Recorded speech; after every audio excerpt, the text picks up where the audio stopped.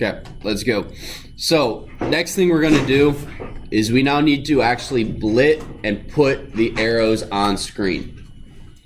So how do we do that? Very similarly to what we did with our bad guys. We're gonna go through our list, do a bunch of stuff, and then blit them on screen.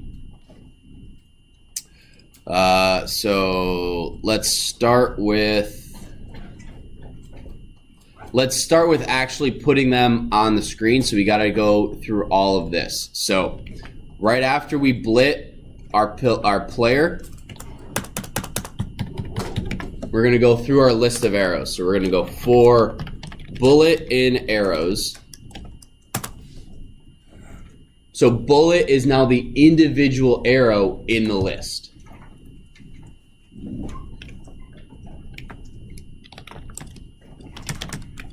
Index is 0. And then we're going to go velocity x equals and velocity y equals. So this is where we're going to do a little bit of cosine and sine, and I don't remember what either one of those do or what they are. But basically what we're doing, I know what they are. It's like cosine is the angle of the, wait, hang on. So sine opposite over adjacent. SOHCAHTOA. Whatever, it doesn't matter. SOHCAHTOA. Yeah, whatever. So velocity y, and again, I'm just gonna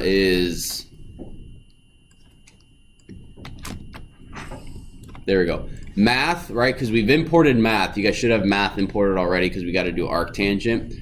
Math, we're doing the cosine. Bullet 0 times 10. Bullet 0 is what? Do you guys remember? It's on the board.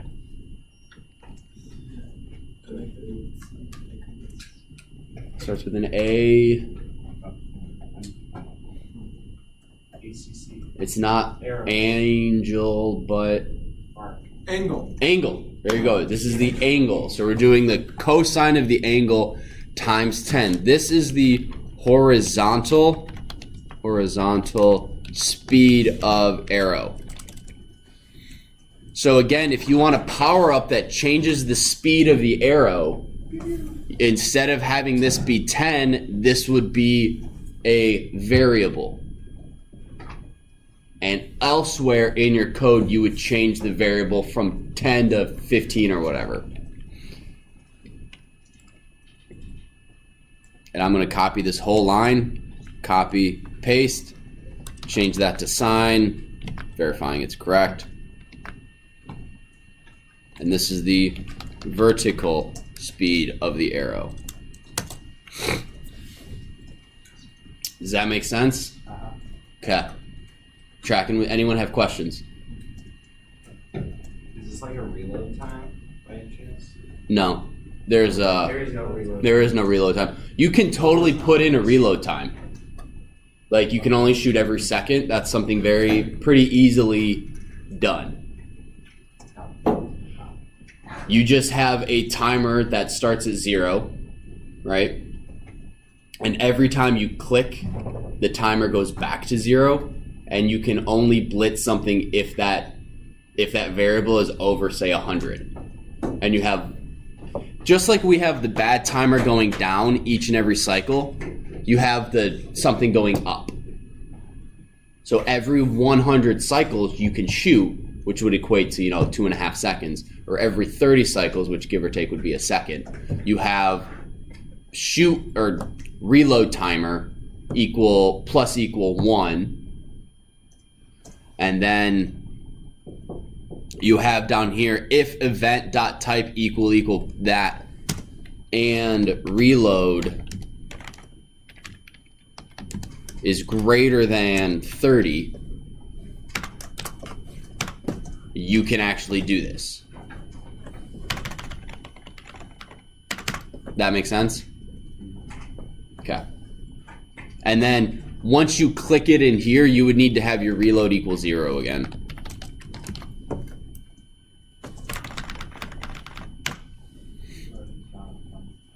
Where were we? Up here.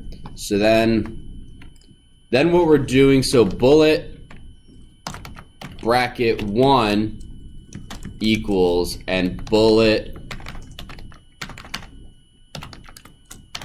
bracket 2 equal. I think these are plus equal. Yeah. These are plus equal. X and Y. Velocity X. Velocity Y. What do these two lines do? Once you guys are done. Yes, Thorn. It's changing the position of, it's changing the XY value of the arrow in the list. Yep. We're adding to it so that it moves across the screen. Just like here with our bad guy, we subtract 7 so it always moves left across the screen. What we're doing here is we are adding to it. Now, this value could be negative, and that's due to sine and cosine, so it will go up and to the left. So that's all we're doing here. We're changing the position of the arrow by a little bit each time. Anyone have questions on that? Okay. Next line is, oh yeah. So this is basically, actually, no, I'll type it up. No, I won't. So this is saying if our bullet goes off the screen in any direction, delete it. So I'll leave this up here for you guys. If bullet 1 is less than negative 64, bullet 1 greater than 640, bullet 2 is less than negative 64, bullet 2 greater than 480. So this is the if statement that keeps your arrow contained. Because what happens if we never ever deleted our arrows? What would happen? It would keep going, but what will it do to our computer? What do you say, Jack? Slow it down. Why would it slow it down?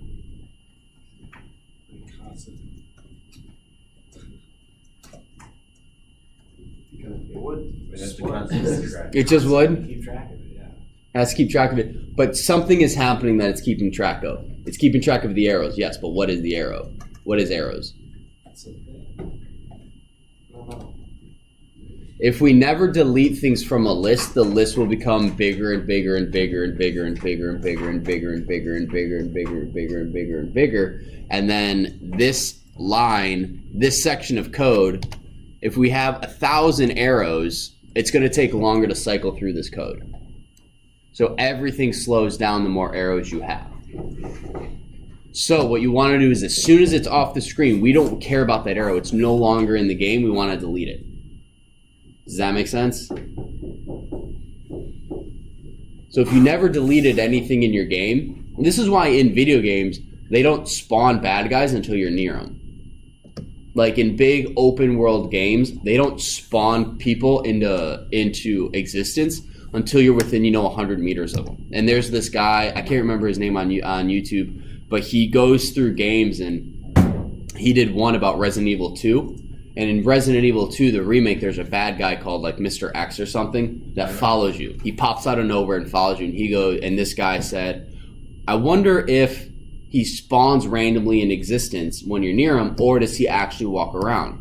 So somehow, and I don't know how, he was able to detach the camera from the character and fly around the level. And you can see that, oh, this guy actually walks around the level. So when you hear him walking, when you hear footsteps above you, that character, that person, that Mr. X, is actually walking around trying to find you. It's not sound effects. It's not anything like that. It's literally this guy is walking. And then in cutscenes, same thing. He'll pause the cutscene. There's this one where a guy's in a jail cell, and the bad guy, Mr. X, doesn't spawn into existence until like a second or two before you see him in the cutscene. So it's really cool. So video games save processing power by not spawning people into existence until it's needed. And I can't remember the guy's name, and I'll find it on my phone later if you guys are interested. I think I know what you're talking about, though. You've seen that video? And I mean, I've played the entire game as well. Yeah. But it's wondering what it was. Yeah, it's funny in video games. This guy goes, it took me 20 minutes to find these two characters because in essence they were. If my video game is all contained on this screen, but I can keep track of something 1,000 pixels that way. They were 10,000 pixels that way.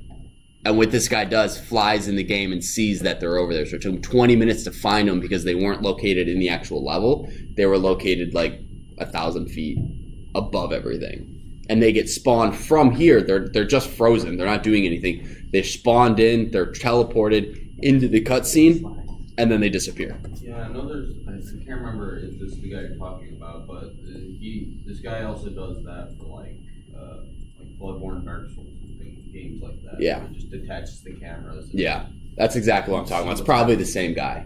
That's why in older video games, like I know in one of the Grand Theft Auto games, there was basically in any old school, in any game, you have like this fog in the distance. That fog obscures stuff that they don't have to spawn. And specifically in one of the GTA games, I remember there's a clip online or whatever, because I didn't play GTA games growing up. Just letting you guys know that I wasn't at home playing GTA whatever. But everywhere you go, there's this orange hue, and as you run, trees pop into existence in this orange hue and buildings and all this stuff. And if you got to a really, really tall skyscraper, you look down, you couldn't see the ground because of this orange fog that obscured everything because the developers didn't have enough. The console, at the time, I can't remember which one, couldn't render that far, right? Took too much processing power.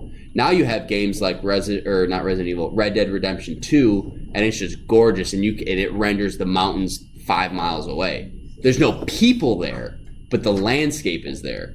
So again, these video games save time by doing things like that, and that's kind of what we're doing. Is once it's out of the game, once it's out of the view, we're deleting it so our stuff doesn't slow down. That was a very long-winded explanation. The guy I was talking about, Lance McDonald.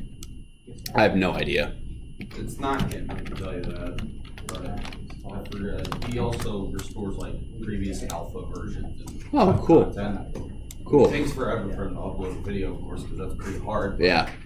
still pretty cool seeing things that could have been in the game but aren't. Yeah, gotcha. So the next thing we're going to do is we pop the arrows out. So we delete them from the list. Again, we could also use delete arrows index. But again, we're leaving the game as it is.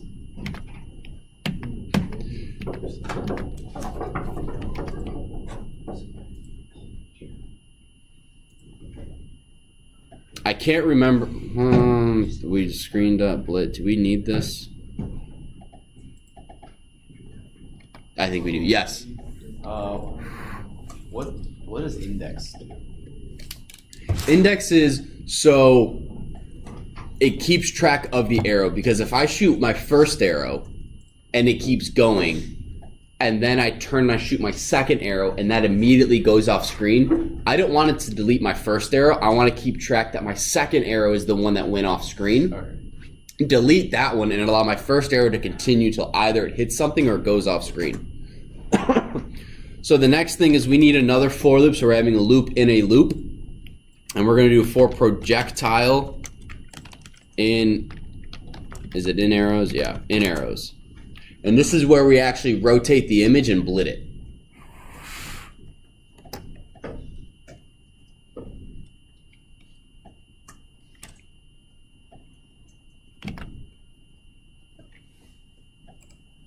Okay, I'm going to copy this again.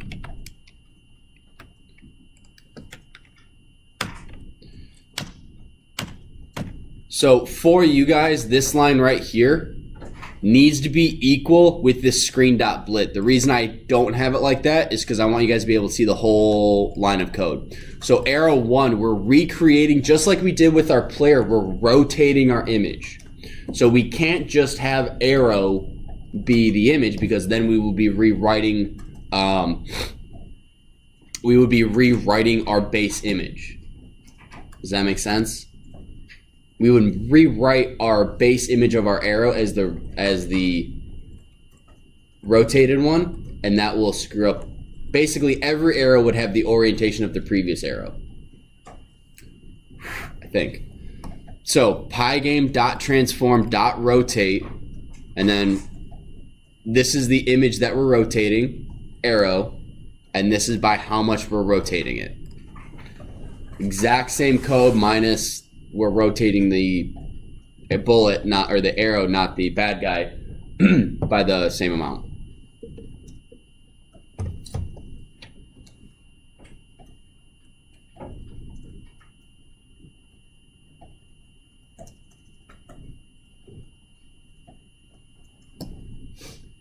And I'm just going to test this real quick. I'll put this back up.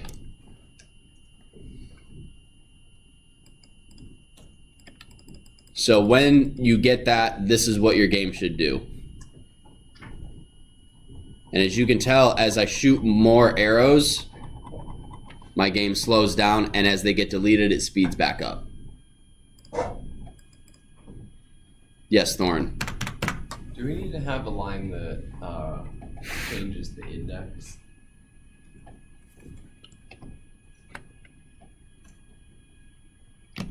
Yes, we do. I missed that one. Although it seems to be working, but index plus equal 1. So right above for projectile in arrows, we're going to add index plus equal 1. If you don't have that, the well, I can't remember.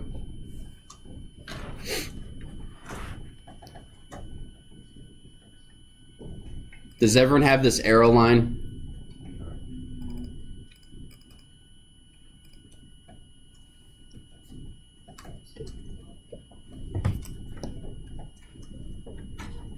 And I think by the end of this class, we should have our arrows colliding and deleting our bad guys. So that should be fun. And I think that's the basis of the game. Oh no, we still gotta do health. Health is easy though. Because we already have our health value minus equal, yeah.